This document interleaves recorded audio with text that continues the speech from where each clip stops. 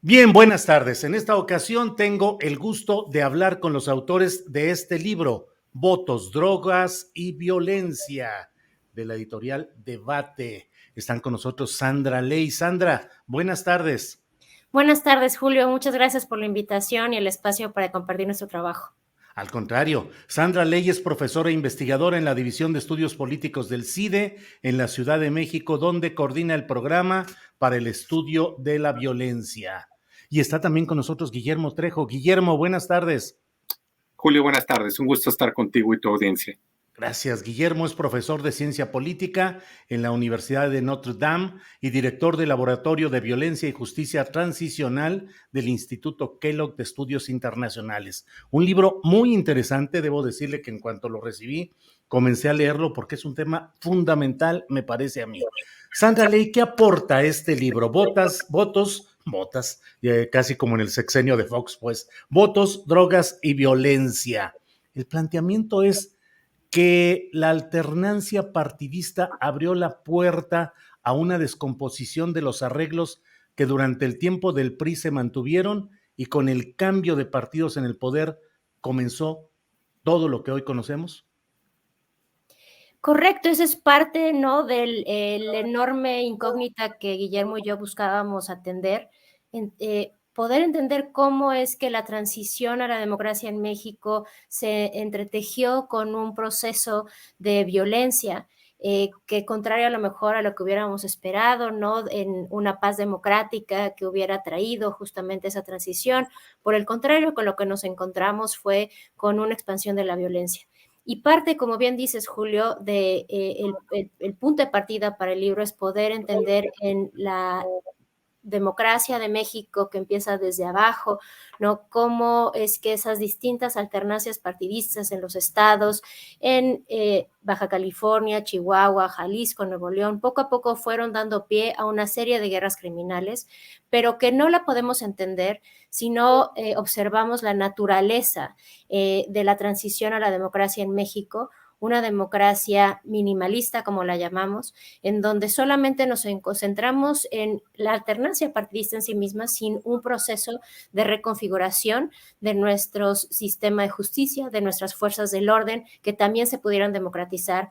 Y ante esa ausencia de reformas fundamentales, lo que encontramos es que estas alternancias partidistas a lo que dieron pie fue a la reconfiguración una y otra vez de las redes de protección.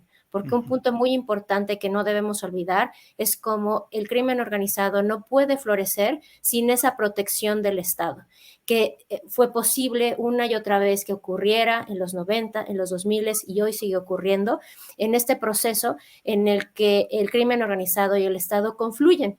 Y en esta área, zona gris de la criminalidad que llamamos, en donde las fuerzas del Estado, en donde las fuerzas del orden están trabajando muy en conjunto con los grupos criminales, y en esa medida también proponemos, no podemos pensar en el crimen organizado como agentes económicos maximizando, ¿no?, esos recursos financieros, sino también con una mirada política para poder incidir justamente en esta reconfiguración de las redes de protección, que al final también termina reconfigurando al propio Estado, y que hoy poco a poco estamos en una realidad radicalmente diferente a la que estábamos en la década de los 90, con muchos más grupos activos operando y afectando de manera profunda la democracia local y la manera en cómo efectivamente podríamos encontrarnos en otra realidad no solo pacífica, sino democrática.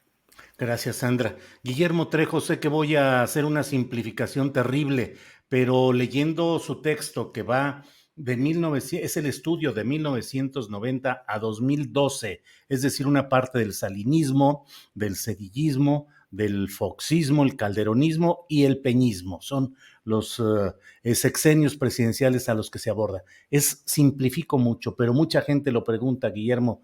Estábamos mejor con el PRI, que controlaba todo, que controlaba a las mafias, a los cárteles y garantizaba que no hubiera afectación a la población civil que no estuviera metida en estos negocios.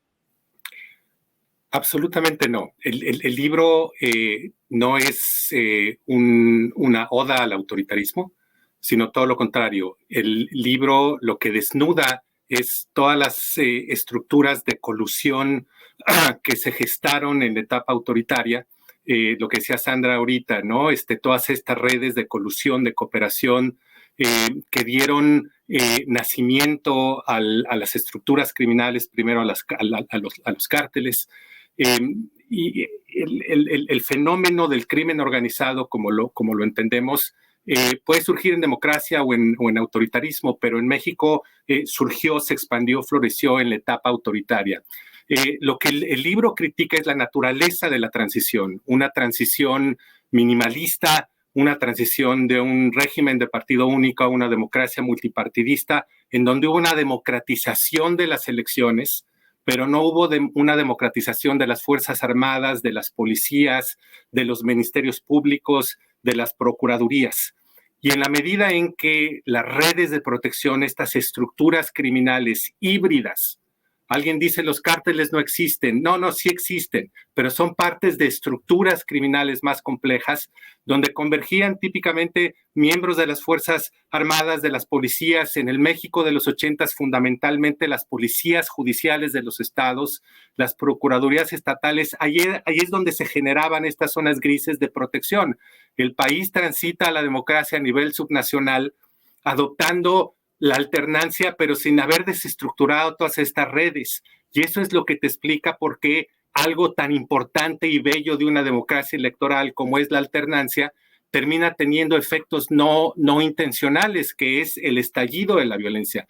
Cuando los cárteles se ven sin estas estructuras de protección, generan sus ejércitos privados para brindarse su autoprotección, y una vez armados, cuando ven que un cartel vecino ante la alternancia se ve desprotegido, pues lo atacan. Así empieza un estallido de conflictos bélicos a lo largo y ancho del país. Los documentamos desde el 90 hasta el 2006. Finalmente, a nivel nacional, no hay que perder la lente en la naturaleza de la transición. Lo que pasó a nivel subnacional pasó también a nivel federal.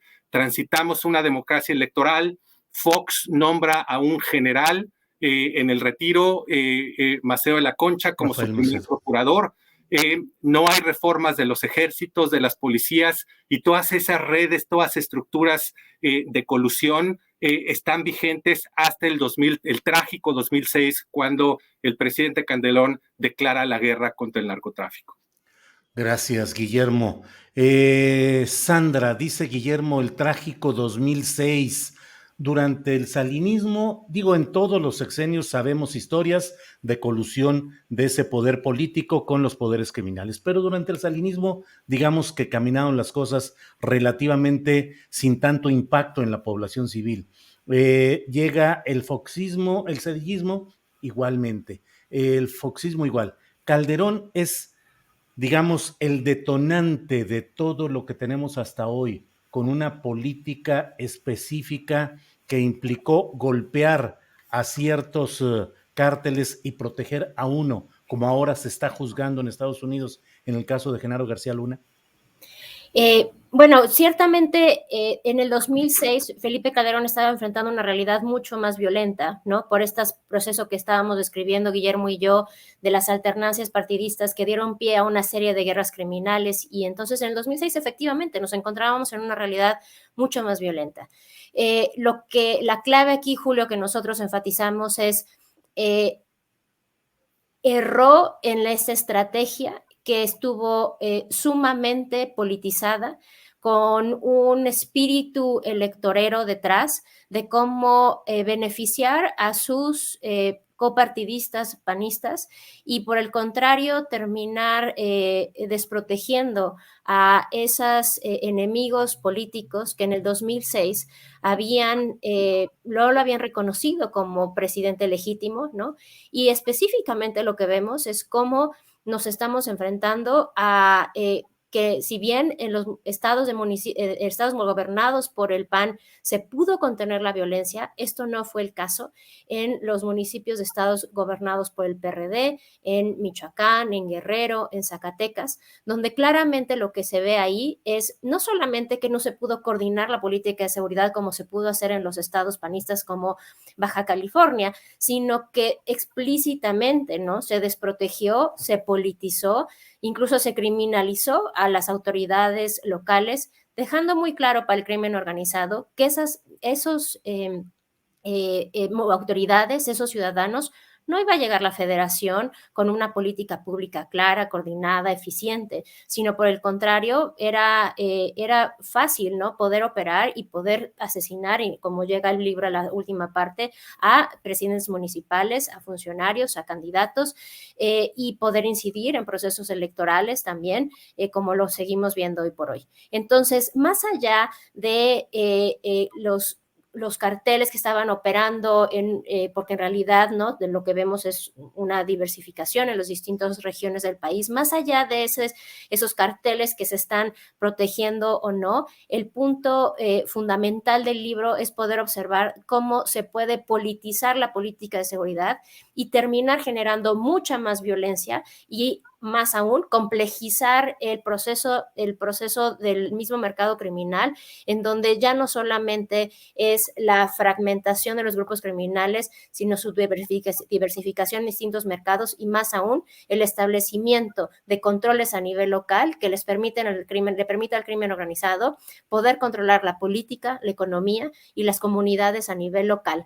Y esto es, ¿no?, lo que llamamos un regímenes de gobernanza criminal, donde de facto quienes están gobernando son los mismos grupos criminales, y a eso es la enorme tragedia de este proceso, de cómo no es solamente ver que hubo una militarización con un enfoque en decapitación de grupos criminales. Vamos muchos pasos más allá de estudiar esa estrategia de militarización o de decapitación de carteles y poder observar, ¿no?, la política detrás de esa militarización que llevó de dejar desprotegidos a unos, beneficiar a otros y en ese proceso expandir aún más la violencia a lo largo y ancho del país. No solamente traducido en mayores muertes en términos generales, sino también en cómo se cambió por completo la forma como se termina gobernando en los municipios del país, en donde el 30% de los municipios, de los habitantes de los municipios del país, a lo largo y ancho del territorio nacional, están experimentando estos controles de facto que el crimen organizado busca establecer para poder incidir en la política, en las elecciones, en la economía local y también en la manera en que se puede difundir o no información, en la manera que se puede ejercer, ¿no?, derechos básicos políticos, activismo, que ha sido uno de los puntos más afectados, ¿no?, dentro de este fenómeno de gobernanza criminal. Gracias, Sandra. Guillermo Trejo, escuchando a Sandra, me pregunto y te pregunto, en la detonación, el arranque de la guerra contra el narcotráfico que decretó Felipe Calderón Hinojosa cuando estaba en Los Pinos, tuvo motivaciones electorales, tanto tratando de legitimar su llegada al poder de él mismo, Felipe Calderón, como luego una guerra política y electoral para tratar de anular o debilitar a sus contrincantes partidistas?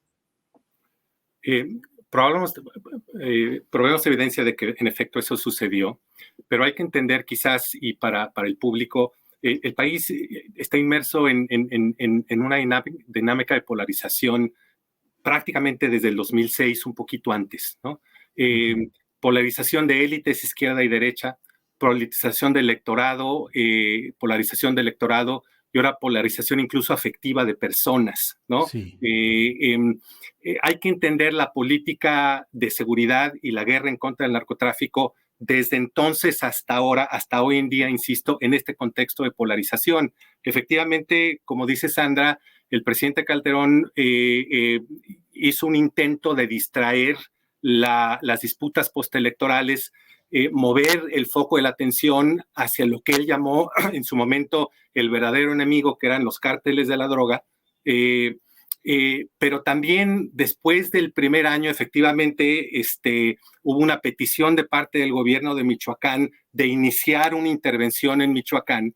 Este primer año no estuvo tan politizado, pero a partir del 2006-2007, pero a partir del 2008, del 2009, mostramos que se partidiza fundamentalmente y el propósito efectivamente es pasar cuenta, ¿no? Rendir cuenta poder llegar a la elección del 2009-2012 diciendo aquí hay estallidos desiguales de la violencia se la debemos a la izquierda y el gobierno panista a nivel federal está tratando de hacer todo lo posible y se logra coordinar con sus correligionarios. Esto tiene efectos nocivos muy de largo plazo, porque esto termina y uno analiza cualquier dato de antes y después del 2006, no nada más es la tasa de homicidios, sino también los homicidios que se pueden atribuir a estos conflictos criminales, pero también los asesinatos de periodistas y los asesinatos de sacerdotes y de empresarios. Hay un antes y un después. Estas olas de violencia selectiva, desaparición, masacres, tienen una fecha de inicio en el 2006, pero hay que insistir, eso no se termina, eso continúa hasta nuestros días, en buena medida porque las autoridades federales, los presidentes, ya sean de izquierda, de derecha o del PRI, no han renunciado al control político de las Fuerzas Armadas, al control político de las policías, al control político de las procuradurías y de las fiscalías, y lo mismo ha pasado a nivel de los estados. Entonces, desestructurar desmantelar estas estructuras criminales, no hablamos de grupos, sino de estructuras criminales, donde convergen grupos criminales con agentes estatales, judiciales. Esta es una tarea que sigue postergada, Julio, y sin la cual no vamos a poder construir un país de derecho, de derechos y un país en paz. Se requiere pasar, entre muchas otras cosas, por una fase de desmantelamiento de muchas estructuras, y esto necesariamente pasa por la profundización de la democracia. Transitamos en el 2000 sin justicia transicional, sin mirar un pasado represivo, sin democratizar Fuerzas Armadas, procuradurías a nivel federal y estatal, y seguimos exactamente en lo mismo. Los presidentes no renuncian a su poder de utilizar políticamente la justicia y la seguridad, y esto nos explica por qué los niveles de violencia de antes son tan o mayores en etapa presente. Gracias, Guillermo. Sandra, el título, Votos, Drogas y Violencia. Leo que en el estudio que ustedes han hecho, pues se habla de cómo esta alternancia partidista, los cambios en los poderes municipales, estatales y federal han roto o han cambiado las reglas de convivencia que se tenían con grupos criminales. Pero te pregunto, esta palabra votos en el título también implica la utilización creciente de los grupos criminales para conseguir votos a favor de ciertos partidos y candidatos, es decir, votos para construir un poder desde el poder del narcotráfico?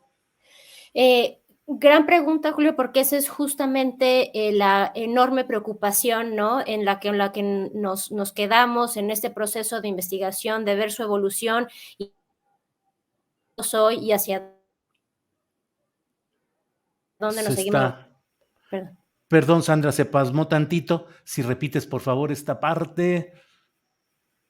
¿Ahí me escuchan bien? Ahí te escuchamos, Sandra. Perfecto. Te decía, esa es justamente una de las enormes preocupaciones, ¿no?, que tenemos conforme fuimos documentando este proceso de cómo el crimen organizado no podemos concebirlo como un agente económico preocupado exclusivamente con la maximización de recursos financieros, sino ya con una visión política de en dónde se puede incidir. Y en ese sentido, un interés en poder controlar a nivel local la política misma. Hay distintas vías por las que esto ocurre. Documentamos en el libro la forma en que el crimen organizado busca incidir en campañas electorales, tratando de controlar quién se puede postular, quién no, qué tipo de políticas son las que se pueden implementar, amenazando a los propios votantes sobre cómo votar, ¿no? Tenemos una de las elecciones probablemente de las más violentas y que dejó muy puesto el tono de lo que ocurriría después, la elección de Michoacán en el 2011, donde explícitamente se dan avisos a los votantes sobre desde cómo tenían que ir vestidos hasta salir a votar y cómo debían salir a votar. Eso es algo que empezamos a ver, ¿no? A mediados del sexenio calderonista, pero que se ha replicado a lo largo de los años y ahora lo vemos cada 3 años, ¿no? Las distintas elecciones locales, porque es importante puntualizar que el crimen organizado está buscando incidir en esos procesos locales desde donde se puede construir estas redes de protección con distintos agentes del orden que se vuelven fundamentales para poder proveer no solo la protección, sino información de lo que está pasando a nivel local.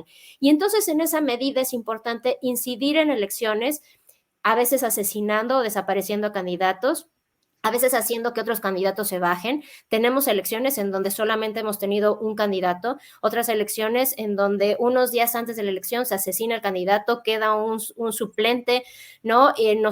Tenemos que pensar también en cómo se está reconfigurando quién está dispuesto a ser candidatos, eso que implica para la oferta política real que tienen los votantes y, como les decía, aparte poder incidir en el votante mismo y en cómo vota. Esto tiene un efecto no solamente en la elección misma, Julio, sino en lo que ocurre posteriormente en el quehacer de la política pública. ¿Qué tipo de política de seguridad se puede implementar? ¿Quiénes son quienes están en los gabinetes de seguridad a nivel local?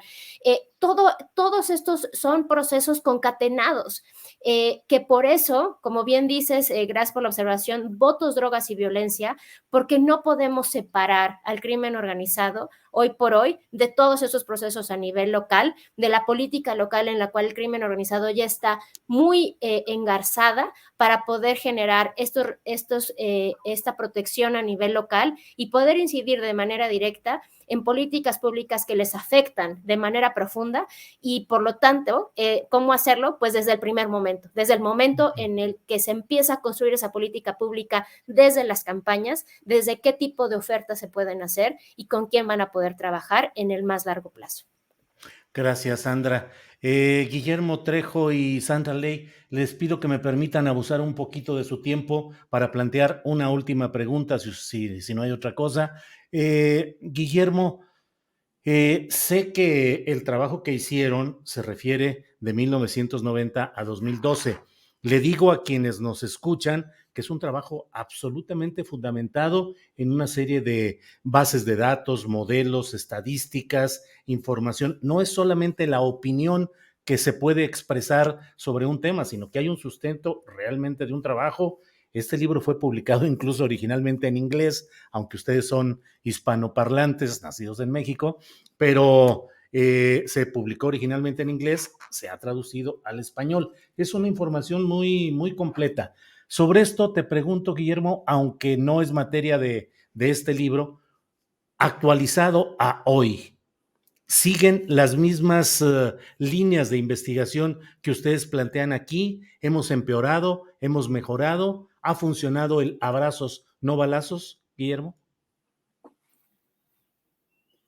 Julio, hay muchas continuidades. Entendemos que la Cuarta Transformación es un gobierno que intenta generar cambios, pero también es un gobierno de muchas continuidades.